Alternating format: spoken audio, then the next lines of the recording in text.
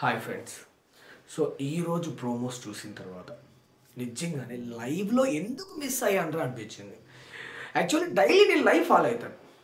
So ఈరోజు festival వల్ల ఇంకొక కొన్ని బిజీ షెడ్యూల్ వల్ల అసలు చాలా మిస్ అయ్యాను లైవ్ ఈరోజు. ఓకే, లైవ్ జస్ట్ ప్రోమోస్ కూడా ఈవినింగ్ చూస్తాను. ప్రోమోస్ చూసిన తర్వాత అయ్యా చాలా అంటే చాలా కంటెంట్ మిస్ అయ్యాను అనిపించింది. మెయిన్ మనము ఈ నామినేషన్స్లో మాట్లాడుకోవాల్సింది మెయిన్ ఇది తనుజ గారు గురించి. తనుజ గారు, రమ్య గారు, రీతు, ఆయిషా అండ్ కళ్యాణ్ గారు నిజంగానే వేరే లెవెల్ అయ్యాం. నిజంగా వైల్డ్ కార్డ్ ఎంట్రీస్ వచ్చిన తర్వాత తనుజ గారి గేమ్ అనేది ఇలా గ్రాఫ్ అనేది పెరిగింది. ఇలా అని మాట్లాడేది విధానం కానించి ఆడేది విధానం వరకు కూడా కానివ్వండి, చాలా అంటే చాలా చాలా ఇంప్రూవ్ అయింది. I really appreciate. అండ్ ఈరోజు ఇచ్చి పడేసింది అయ్యా రమ్యకి. అబ్బబ్బబ్బ వేరే లెవెల్, వేరే లెవెల్ అసలు. నేను బర్నీ గారు వెళ్ళిపోయారు, మేబీ ఛానల్లో తనుజ గారు ఛానల్లో ఉంటారు, మేబీ అంత ఎఫర్ట్స్ పెట్టలేకపోవచ్చు నేను అనుకున్నాను. బట్ అదేమీ లేదు, ఇచ్చి పడేయడం అంతే. అది ఒక లెక్క అయితే రీతు గారు ఆయిషా గారికి ఒక రేంజ్లో రివర్స్ కౌంటర్ ఇచ్చారు.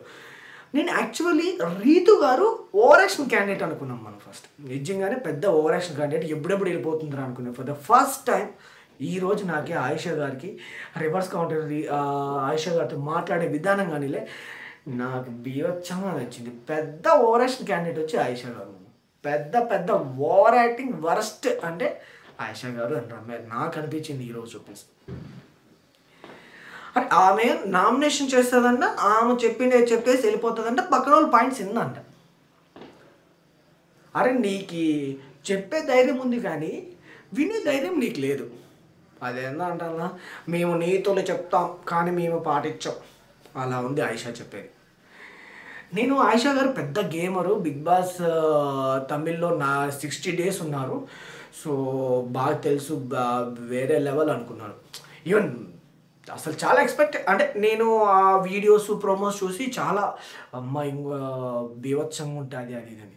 ఎస్ ఉండింది. వాళ్ళు వైల్డ్ కార్డ్ వచ్చిన తర్వాతే ఏమన్నా కొద్దిగా నాకు తెలిసినంతవరకు బిగ్ బాస్ టీఆర్పీ కూడా పెరగడము అక్కడి నుంచే స్టార్ట్ అయింది.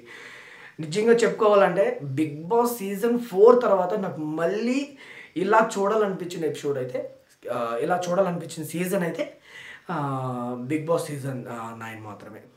ఎందుకంటారా, మెయిన్ నాకు అనిపించింది ఒకటి తనుజ గారు, ఆ తర్వాత కళ్యాణ్ గారు తర్వాత వైల్డ్ కార్డ్ ఎంట్రీస్. నాకు అంతవరకు కూడా పెద్ద ఇంట్రెస్టింగ్గా ఏదో వెళ్తాంది, ఓకే గేమ్స్ ఆడుతున్నారు, కొట్టుకుంటున్నారు, అంత అయిపోయింది. వైల్డ్ కార్డ్ ఎంట్రీస్ వచ్చిన తర్వాత వాళ్ళ రోత చూసిన తర్వాత ఇంట్రెస్ట్ వచ్చింది. ఇంకా బాగా చెప్పుకోవాలంటే వాళ్ళు చేసే రోతకి ఇంకా అంటే అక్కడ ఎక్కువ రివర్స్ కౌంటర్ ఇస్తున్నది అయితే ఎక్కువ టార్గెట్ అయ్యేది కూడా తనుజ గారు.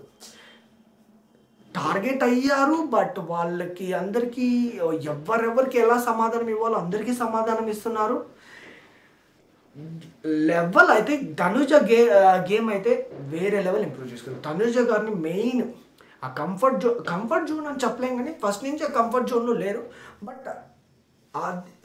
బట్ ఒక స్టేజ్ ఉంటుంది కదా, ఒక ఇది ఆ లెవెల్ నుంచి బయటకు వచ్చారు, ఆ లెవెల్ దాటేసి బయటకు వచ్చారు.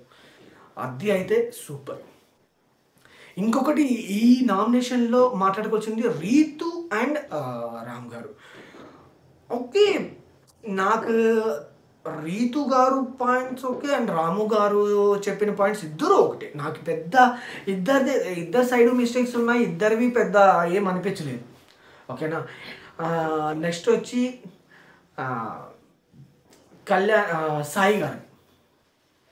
ఓకే, సాయి గారు అయితే చాలా బాగా మాట్లాడారు. నిజంగానే సాయి గారు చాలా గట్టి రిప్లైని ఇచ్చారు నన్ను అడిగితే మాత్రం.